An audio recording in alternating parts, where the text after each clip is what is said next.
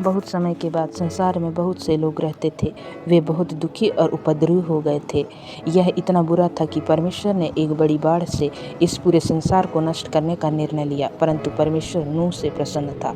वह दुष्ट मनुष्य के बीच रहने वाला एक धर्मी व्यक्ति था। परमेश्वर ने नूह को बताया कि वह एक विशाल बाढ़ को लाने वाला है। इस कारण उसने नूह से एक बड़ी नाव बनाने के लिए कहा। परमेश्वर ने नूह को लगभग 140 मीटर लंबी, 23 मीटर चौड़ी और 13 मीटर ऊंची नाव बनाने के लिए कहा।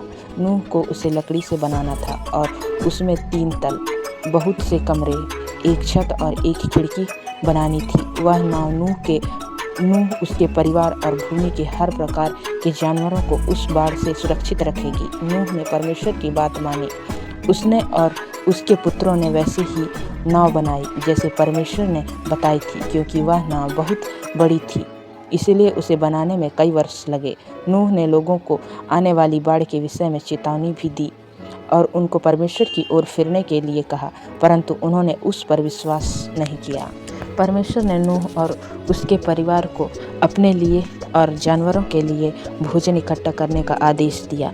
जब सब कुछ तैयार था तो परमेश्वर ने नूह से कहा कि यह समय उसके पत्नी और उसके 3 पुत्र और उनकी पत्नी, कुल मिलाकर 8 जनों नाव में जाने का था। परमेश्वर ने हर जानवर और हर पक्षी, नर और मादा को नूह के पास भेजा ताकि वे नाव में जा सके और बाढ़ के दौरान सुरक्षित रह सके। परमेश्वर ने ऐसे एक प्रकार के जानवर के 7 नर और मादे को भेजा जिनको बलि चढ़ाने के लिए उपयोग किया जा सके। जब वे सब नाव में पहुंच गए तो स्वयं परमेश्वर ने नाव के द्वार को बंद कर दिया।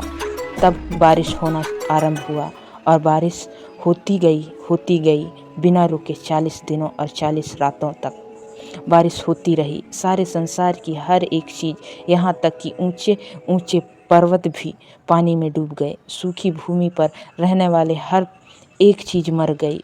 उन लोगों और जानवरों को छोड़कर जो नाव में थे, वह नाव पानी पर तैरती रही और नाव के भीतर की हर एक चीज को डूबने से सुरक्षित रखा।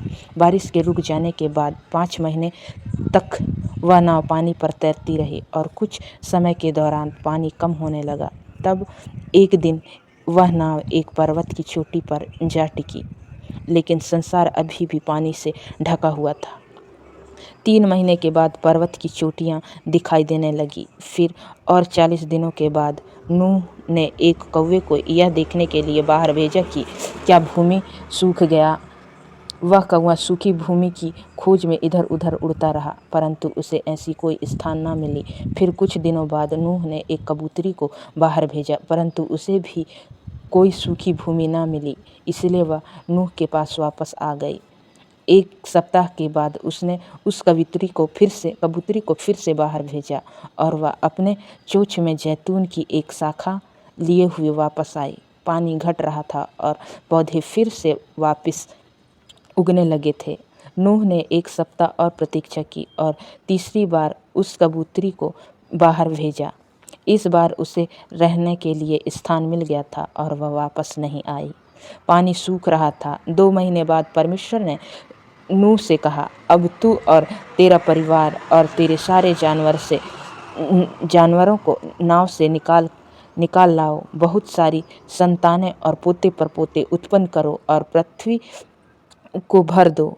अतः नूह और उसका परिवार नाव से बाहर निकल आया। नूह के नाव से बाहर आने के बाद उसने एक वेदी बनाई और बलि के लिए उपयोग किए जा सकने वाले हर प्रकार के जानवरों में से कुछ को लेकर बलि चढ़ाई।